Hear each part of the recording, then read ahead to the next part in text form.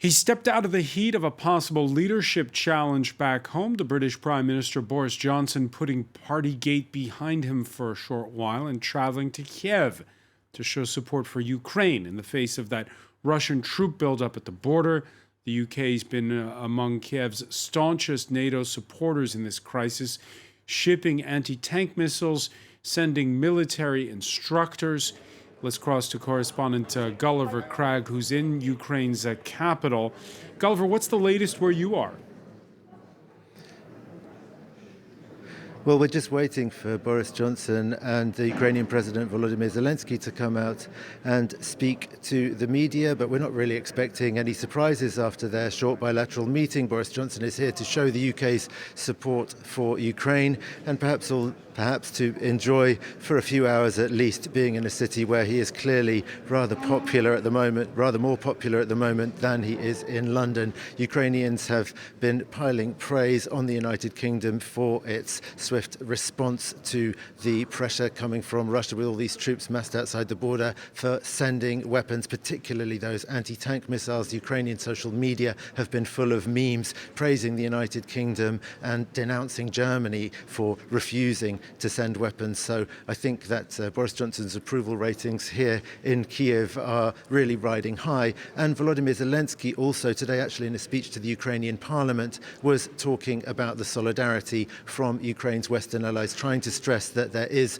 no division between different allies of Ukraine. And he pointed to the fact that there are so many high-level visits happening in Kyiv at the moment, particularly this week. Boris Johnson is not the only Prime Minister visiting Kyiv this week. The Prime Ministers of the Netherlands and Poland will also be here, and also the Turkish President. Why is it that the UK is, I guess you could say, ahead of the curve when it comes to NATO allies going all in and supporting Ukraine?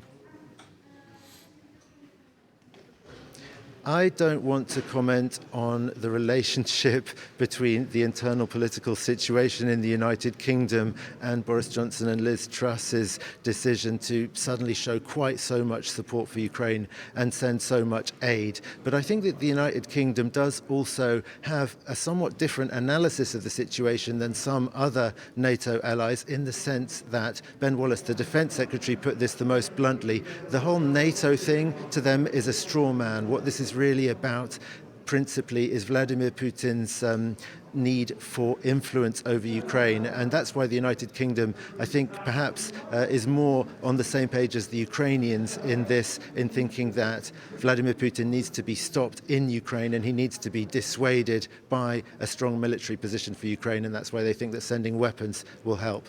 And once again, with each passing day, it sounds like a similar story. More troops on the Belarusian side of the border, positioning themselves north of where you are. But at the same time, a telephone call between the Russian foreign minister and the U.S. Secretary of State, Sergei Lavrov, saying the U.S. is, quote, ready to discuss Russia's security concerns. Standing where you are in Kyiv, what's the feeling? I think the feeling is that the more the Russians talk about further diplomatic efforts, the more one gets the impression that they are not quite sure how to respond, and that they are perhaps genuinely looking for a way to out of this diplomatically.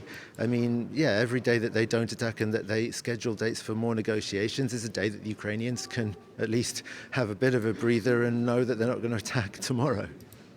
Many thanks. Gulliver Cragg, who's getting ready to follow that press conference between the UK Prime Minister Boris Johnson and his host, the Ukrainian President Volodymyr Zelensky.